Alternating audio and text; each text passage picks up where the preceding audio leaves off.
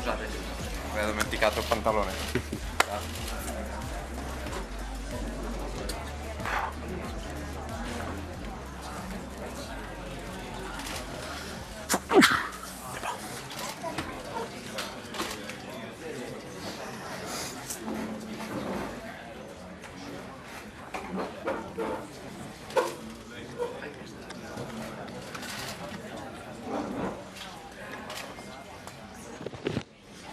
Okay, ladies and gentlemen, good afternoon. MotoGP is back. The summer break is over and it's back to business in the BWIN Grand Prix of Austria, round 13, the first of 10 races in the next 14 weeks. And this weekend, a very special occasion, as Sunday will mark the 1000th Premier Class race since the very first one all the way back in 1949.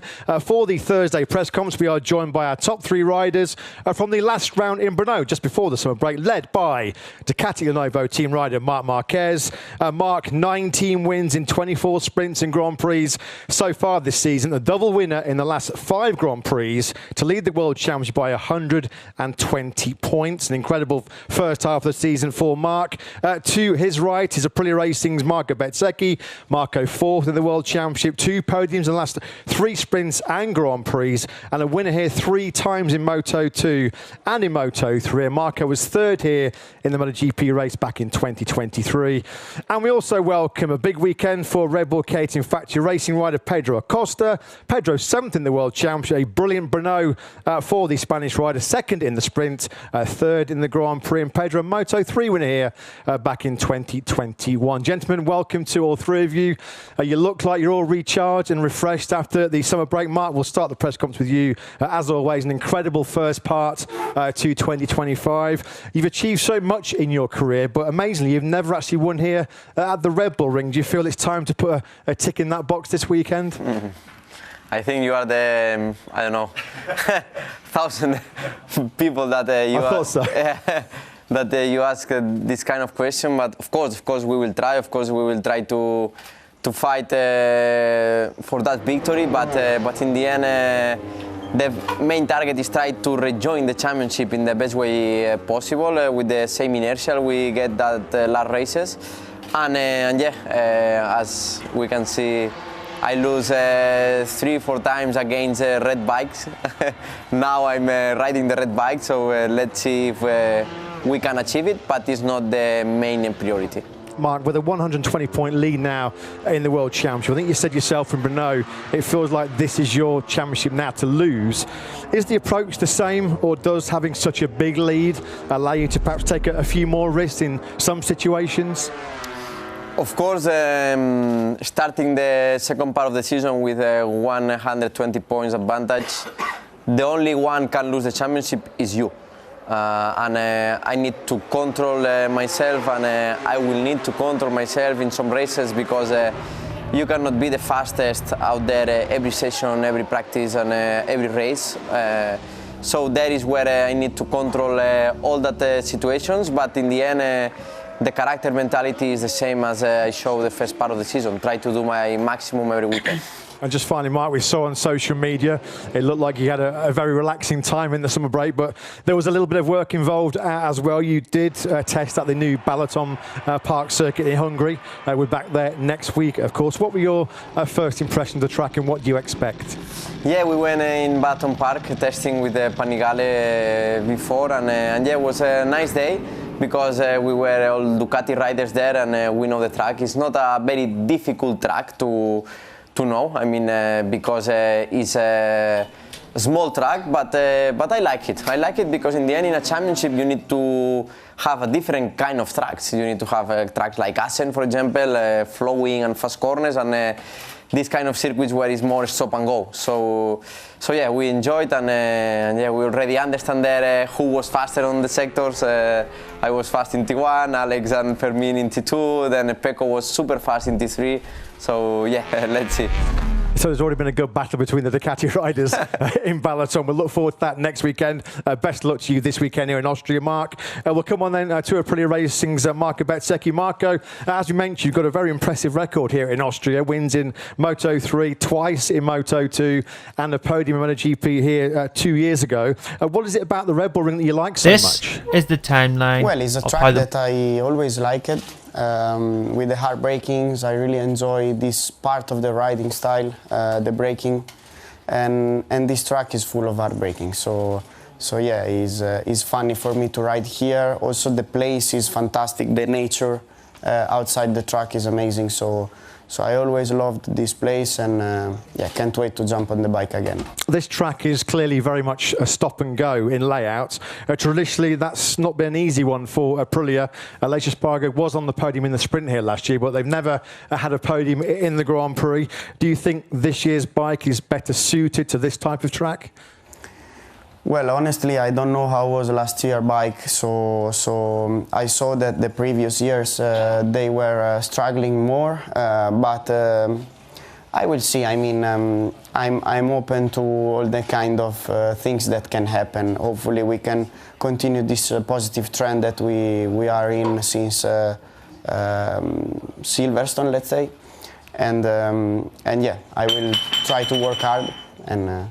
Yeah, give my all. And as you mentioned before the summer break, Marco, you did build up some very strong momentum. Still 10 races remaining in 2025, a lot to fight for. Have you set yourselves any targets for the final part of the season? Well, to be honest, not really. I mean, my mentality is try to continue in this way. Of course, we still have to grow a lot, and as we saw in the first half of the championship, the Ducati riders are really strong, so our target is to get closer and closer until we can fight with them every weekend. So yeah, not a specific target, just try to give our best together with the factory and try to take out the best. Have a good weekend here in Austria, Marco. We'll come on then to Pedro Acosta. As you mentioned, Pedro, a huge weekend for Red Bull and KTM, of course, their home Grand Prix. There's going to be a lot of eyes on you this weekend because of that. I mean, do you feel any more expectation at this race because it is the factory's home round? Well, as normal, you know. Many bosses of KTM and Red Bull are around. But anyway, try to get like a normal weekend. It's true that I hope that this upgrade that KTM will bring here, we feel it, you know, because since us and we are making good races, we are normally in the top 5, and this is the target that we was finding after a hard starting of the year. For this, let's see what is going on. To be honest, no expectation. Let's try to focus in the work, start FP1, and after that, see where we can, what we can achieve. Brno was a great weekend. As the MotoGP season so far for you, the double podium in the Czech Republic. Do you feel now that the KTM is in a position where you're going to be able to fight for the top 3 on a consistent basis? Well, let's see, like I say, let's see how we start this weekend. I think we don't have to have any target for the rest of the season. Just try to be as competitive as we can, try to be in this top 5 constantly. That I think will be okay for how far we was at the beginning of the season, you know, for this. Now it's time to have the feet in the ground, don't fly so much with the podium that we have in Brno, and start every weekend from zero. A lot of us enjoyed the summer break, but KTM were busy working hard, as you expect they would be. They were testing in the summer break. Your teammate Brad Binder said there were quite a few updates for the bike here this weekend. What area do you hope they'll help you? Well, at the end, we know how Aprilia improved and how Ducati are strong in these turning points. At the end, it's normally since KTM arrived to the championship where we are struggling the most for this. Let's see what is going on. It's true that we are riding quite okay now. We arrived to a good setup base, you know, and now we don't have to really change up down the bike every session, you know, for this. Now it's time to be quite calm, see where if these upgrades will help us or not, and then take a decision before Saturday. Enjoy the weekend here, Pedro. Where we've got questions from 3 very special guests coming up later on, but for the time being, we will invite questions, please, from the media. Thank you very much. Hello, here, Borja González, Dazón. Question for Marco and for Pedro. In the beginning of the season, it looked like it was like the Ducatis, we can say 5 or 6 Ducatis, depending on Aldeguer, he's a rookie, and then you. But now it looks like you are always in the middle. You, Marco, fighting for the podiums, and you also, Pedro. Does this mean that you are closer to Ducati, and now the target is being closer to the leader, to Marc? Well, yeah, I mean, regarding our team, our factory, we started the year in a difficult way, of course. Also, the winter time was tough because I was alone together with Sava, but he was testing many other things, so it was a difficult pre-season. Then when we started to work and to finally find something on the upgrades, we started to improve. It's true that we are a bit closer, but I would say that it's not always easy, you know, when there are always almost six or five other bikes that are always on top. So yeah, let's say that we are working for this and we are improving. Of course, now we can fight at least, and because the factory made a wonderful job. And as you said, yes, the target is try to reach the top, and now Marc is at the top. So yeah. Well, in our case, we start even more difficult the start of the season, you know. But I don't know, arrive one moment that we arrive in this negative cycle, you know, that is also difficult to go away from that. And now looks like we are more calm, we are thinking more in a positive way, let's say, and we are just trying to get the maximum of our bike every weekend, you know. At the end, like you could see in Brno Spring, at the end, we are closer to Marc if he don't want to push for this. Now, we have to get the confidence back after the summer break, try if these upgrades from KTM are working, see where are working and where not, because everything that is new have a dark side that you never know. And yeah, like I say, have the feet in the ground during this second half of the season. Okay. Hi guys, a question to all three of you. We know that this weekend there will be sort of a, let's say, an electronic update with what they call the stability control. Obviously we've spoken to some other riders. Do you actually need it? Because it was said that it's done also because of safety. We spoke to Fabio Quartararo and he says, I don't think it's really because of safety. Is it something that you need? Does it take something away from the, let's say, the natural talent of the rider? How do you feel about this? For me, it's clear, more things you introduce on the bike, in this case electronic, less different can make the rider. So I test this new control in Aragon and also in Malaysia test, and just it's easier to ride. You can be against the control and the bike is doing everything. So as a rider, I don't like if it's safety or no. In the end, every manufacturer have a different point of view. Well, in our case, can help. I mean, we are working to improve, and this can help us to try to reach the other manufacturers. Of course, as Marc said,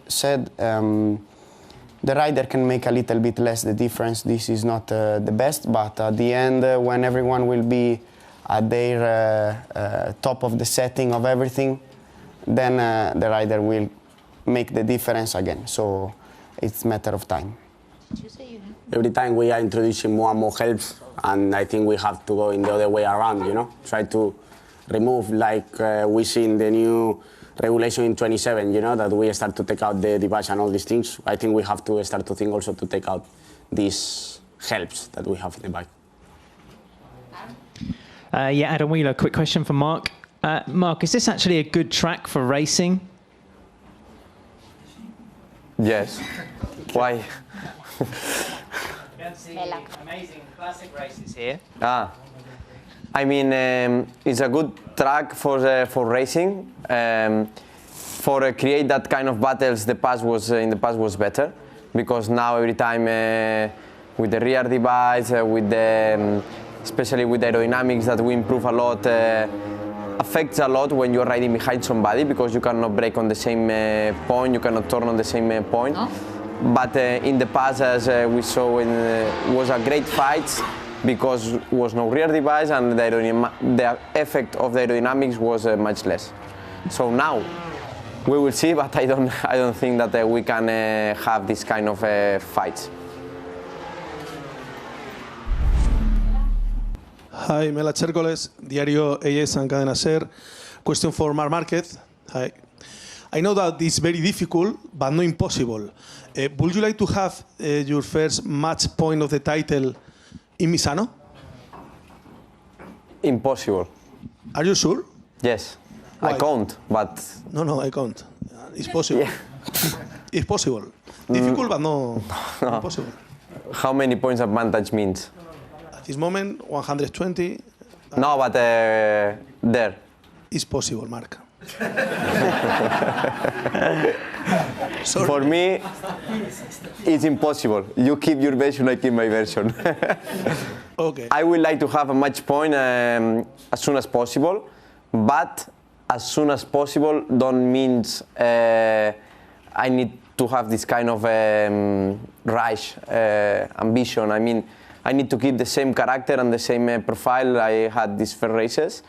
I would try to fight for the victory every race weekend, but if I can't, let's see. In the end, it doesn't matter when. The real matter is achieve it. Thank you. Hi, Dimitris Diatsidis from Cosmote TV Greece. A question for three of you. Bez here. Okay, sorry. On Sunday, we will be a parade with fantastic bikes of the past and some legends on them. Did you show the bikes, or how do you feel about this event that it will take place before your race?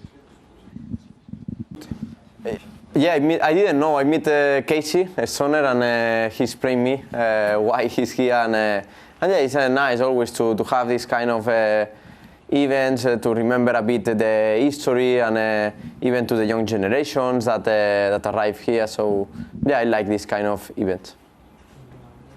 Yeah, I agree. I mean, it's always good to see the legends from MotoGP to be again at the races, especially like Stoner, that for example doesn't come many times and is a huge legend. So will be cool. Will be cool. I think for the public it will be super nice. Also for myself, that I was not lucky to see Danny in the 1 to 5 will be super nice to see him, and let's see how it smells. Question for Marc. Hi, Marc. Sergeant Hi. from Arena Sport. So I know you mentioned you're not thinking too much about numbers, but obviously you were counting some numbers. You have 96 wins at the moment. 97 might be Austria. 98 might be Palaton. 99 might be Barcelona. The last man who achieved 100 victories was Vale, and Ago was ahead of him. The 100 might be Misano. Are you even thinking about those things? Because 99 Barcelona, it was Jorge against Vale. Vale won the last corner, I guess you remember. Are you even thinking about that, or just racing? I mean, number 100, there are only 2 people so far with 100 victories.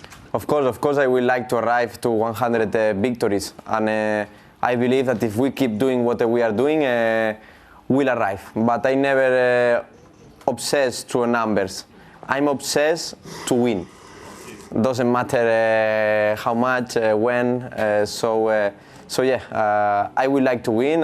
More races better, but championships are the most important. And the second part of the season, I cannot have the mistake to just want to win every race, because the main target is the championship. Just because of symbolism and everything, I just wanted to understand. Thank you so much. Okay, thank you.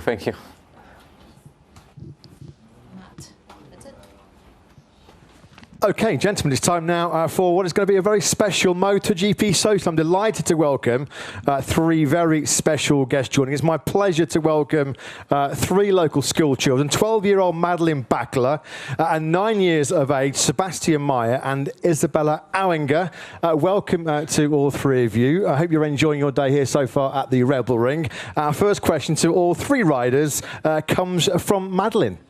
Hello, I'm Madeline. Does your bike have a name? If not, what would you like to call it? I never had a name in a bikes, just baby 1, baby 2, because it's just numbers. Which name? Which is your name? Madeline? So Madeline will be a good name for my bike. Oh, perfect. Marco?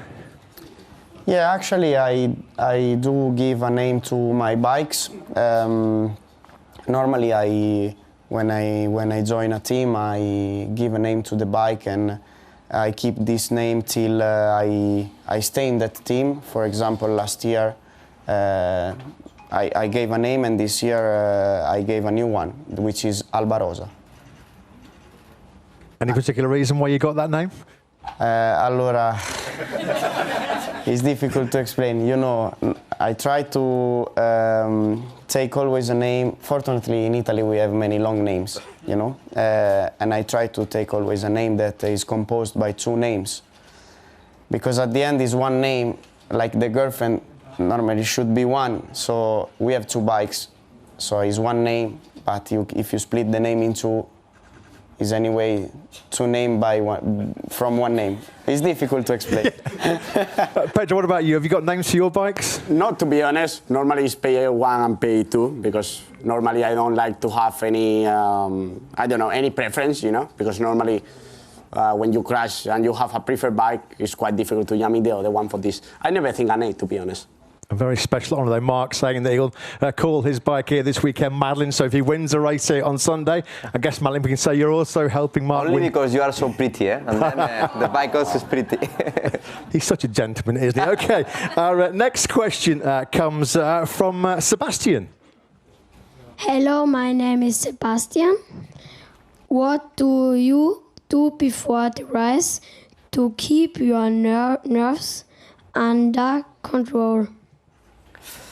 I like to have always the same rituals, just have the same schedule, and this kind of things helps me to focus and go in a race mode. Yeah, very similar to Mark. I try to stay with my team, try to analyze everything before the race and keep myself calm, because it's always difficult to get ready for the race, but then always the same things, always the same way to dress up myself, and yeah, this. Normally I only put just some music, you know, try to chill a bit and don't really think what is going on, because normally in a race, like you say, the nerves are quite on. And our last question, last but not least, it comes from Isabella. Hello, my name is Isabella. What do you need to do become good motorcycle rider? Nice question. I mean, of course, first of all, you need a father and mother that likes the bikes, because when I started when I was 5 years old, I asked to them a bike, but they like and they were a big passionate, and then they give me the opportunity. Then, of course, second thing is enjoy it, and bike. I mean, you never choose which is your passion, but in my case, my passion was the bike. And then, of course, when you arrive more in a professional side, then you need to have your main priority in your life, that is racing and your work. Yeah, it's pretty much the same. The family that supports you, but also a lot of hard work, especially when you start to become close to the World Championship or in the World Championship. Then this have to be your only reason to your life.